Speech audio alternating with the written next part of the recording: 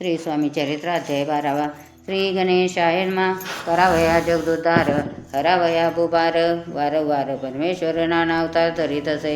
भक्तजन तारणार्थ अक्कलकोटी श्री दत्त येथे रूपे प्रगट होत. त्याचे समर्थ श्री स्वामी गताध्यायाचे अंती बाळापा आले अक्कलकोटी. पुण्यनगर पाहुणी दृष्टी आनंद पोटी न समावे.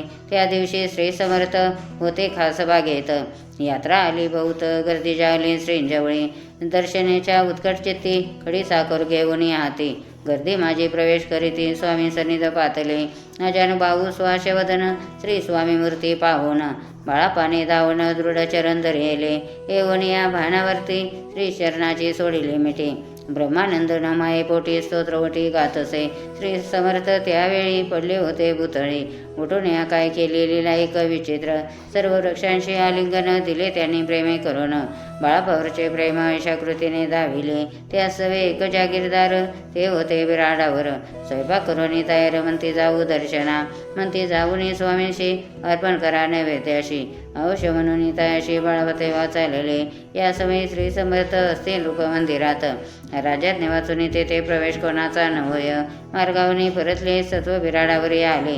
ते नैवेद्य अर्पण केले. मग सारिले भोजन. नित्य प्रातःकाळी उठून षटकर्मा ते आचरण.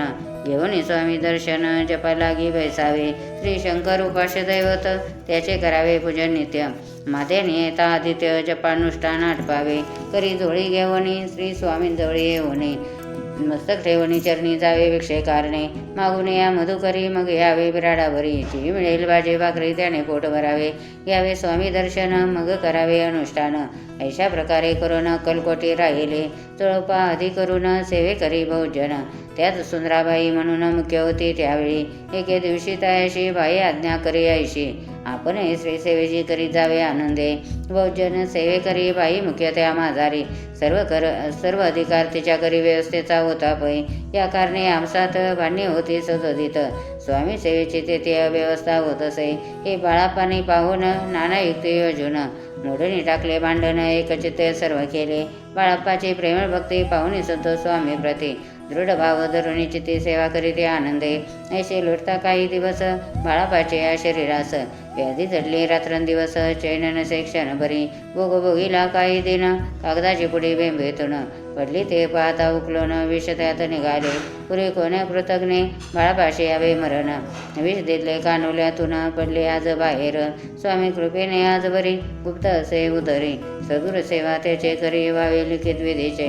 प्रत्येक सोमवारी तयानी महादेवाची पूजा करोनी. मग यावे परतोनी स्वामी सेवे कारणे. हे पाहुणी एके दिवशी बाई विणवी समर्थांशी. आपण सांगून बाळापाशी शंकर पुजनीवर जावे. तशी आज्ञा तयाप्रती एके दिनी समर्थ करीते. वरी बाळापाचे चित्ते विश्वास काही पटेना. बाईच्या आग्रहावरून समर्थ दिले आज्ञा जाण. हे नसेल सत्यपूर्ण विनोद केला निश्चय. पूजा करणे उचित न करावे याची सत्य. या परी चिठ्या लिहत प्रश्नपात बाळापा. एक चिठी तयातून उचलून पाहता वाचून.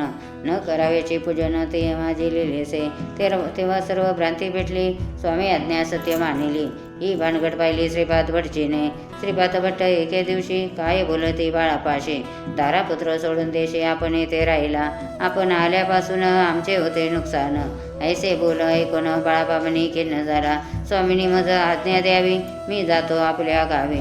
वरी तुम्ही युक्ती जावी आज्ञा होईल ऐशीच. श्रीपाद भट्टे एके दिवशी विचारले समर्थांशी. कुलदेवतेच्या दर्शनाशी जावयाची बाळापा. ऐसे ऐकून या समर्थ हास्यमुखे काय बोलत. कुलदेवतेचे दर्शन नित्य बाळापा इथं करीत असे. श्रीपाद म्हणे बाळापाशी समर्थन देते आज्ञेशी. तरी टाकून चिठ्ठ्यांशी आज्ञा द्यावी आपण. त्याचे कपट न जाणून अवश्य म्हणे त्याच दिनी. 2 चिठ्ठ्या लिहून उभयतांनी टाकेल्या. चिठ्ठी आपल्या करी भटजी उचली सत्वरी. नेते राहुणीचा करी करी ऐसे लिहिलेसे. स्वामी चरणी दृढ भक्ती बाळापाची जडली होती. कैसा दूरत तयाप्रती करतील येते दयाळ. इथे श्री स्वामी चरित्र सारामृत नाना प्राकृत कथा संमत. सदा प्रेमळ करीसोत द्वादशोध्याय घोडा. श्री राजाधिराज गिरा श्री स्वामी समर्थ महाराजार्पणमस्तु.